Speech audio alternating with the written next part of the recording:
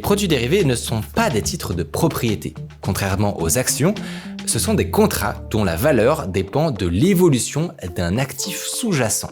Alors, pour bien comprendre ce que ça veut dire, on va prendre un exemple qui nous concerne directement. Les options d'achat.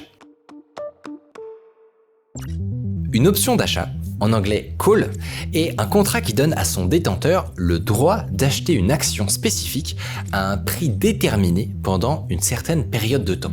Par exemple, je peux acheter une option à 2 $ qui me donne le droit d'acheter une action Apple à 110 $ pendant un mois.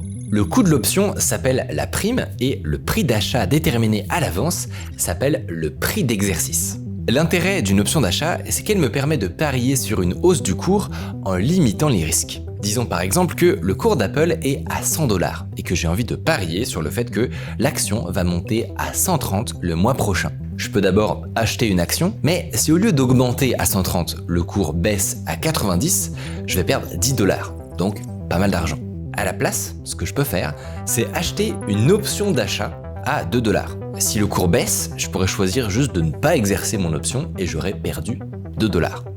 En revanche, si le cours monte à 130, je pourrais exercer mon option et par exemple acheter l'action à 110 $ pour la revendre immédiatement 130 et faire une belle plus-value.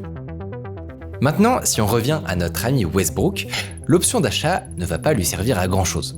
À lui, ce qu'il veut, c'est parier sur une baisse du cours, pas sur une hausse. En fait, ce dont il a besoin, c'est des options de vente, autrement appelées put.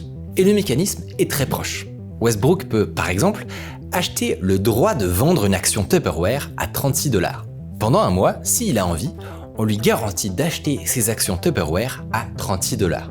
Ce qui veut dire que si l'action Tupperware chute de 37 à 33, il n'aura plus qu'à acheter des actions au cours actuel, à 33 $, pour ensuite exercer son option. Il pourra vendre 36 $, une action qu'il vient d'acheter 33 $. Il fera une plus-value de 3 $, moins la prime.